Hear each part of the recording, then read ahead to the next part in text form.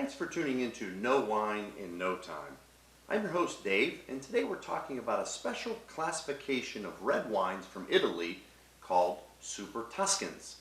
Now, to understand exactly what this term means, let's talk a little bit about Italian wine laws and tradition in the area of Tuscany. First off, today there are 41 DOCs and 11 DOCGs. Now, those are Italian terms for quality and tradition, and they're rated on different wine bottles.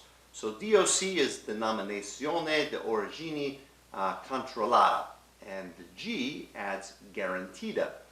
And these are wines that have specific yields, are made from specific grapes, are aged for certain time periods, and honor the tradition of that given area. Well, Super Tuscans got their start in 1940 when a group of vintners in the area of Bolgheri, which is in coastal Tuscany, decided that they wanted to make wines from grapes other than the traditional grape of Tuscany, and that's Sangiovese. So important is Sangiovese to Tuscan wine viticulture that areas like Chianti must have at least 75% Sangiovese in their wines.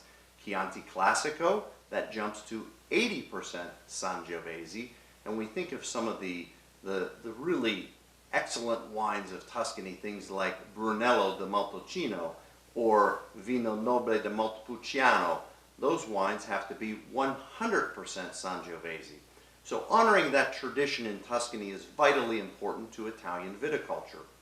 So now we go back to this group of rogue vintners in the 1940s in Bolgheri. Well, they wanted to produce a wine that was a little more like Bordeaux than like Tuscany. So they planted grapes like Cabernet Franc, Merlot, Cabernet Sauvignon, and they wanted to blend those grapes with Sangiovese to produce a Bordeaux-type wine with a little bit of an Italian flair. Well, these wines, once they reached the market, the Italian wine laws had no way of dealing with that. So they downgraded these to EIGTs, Indicazione, Geografica, Tipica, typical wines of the area, or low DOC level wines. But the problem was, these wines were exceptional in their quality. And taking Sangiovese, which is a fairly lean, fairly acidic grape, and fortifying a bit with Cabernet Sauvignon, Cabernet Franc, Merlot, you've now softened it a bit on the acidic side, but also strengthened it by giving it a little bit of an herbal component and a lot more fruity flavors. So the wines hit the market at exceptional price points, some $100 and more.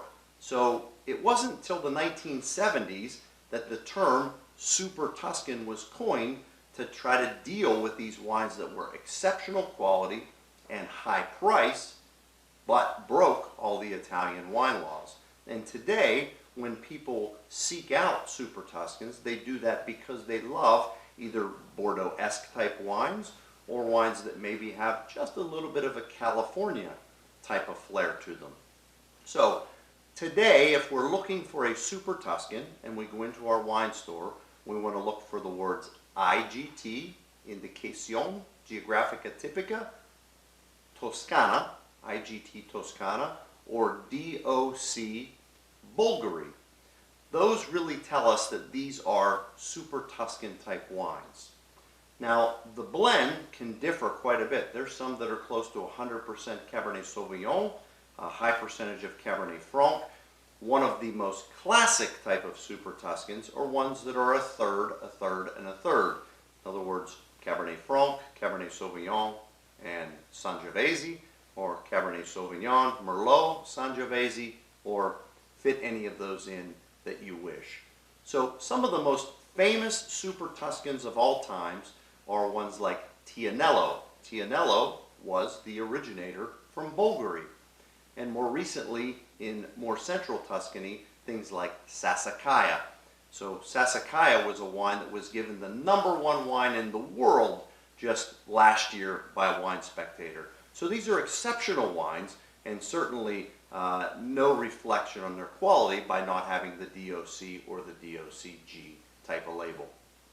So let's go ahead and taste one and see what you can expect out of a Super Tuscan. So the one I picked today was from Canica a Ceretto, and this is their Sangiovese. This is their 1/3, 1/3, and 1/3. So this is 1/3 Sangiovese, 1/3 Cabernet Sauvignon, 1/3 Merlot. So let's go ahead and take a look at the wine. And we notice that it's very dark in its color, certainly opaque. We cannot see through it. Nice dark purple persona.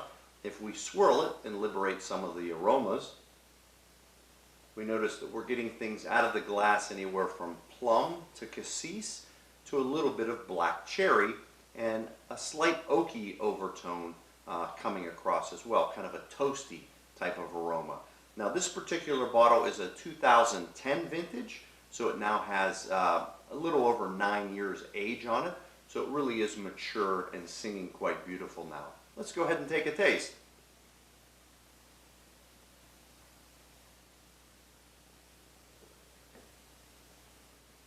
This particular wine comes across the palate with a core of black cherry, but that very quickly fades with a little bit of cocoa powder, just a slight bit of leather, and certainly finishes with a very sweet flavor of pipe tobacco.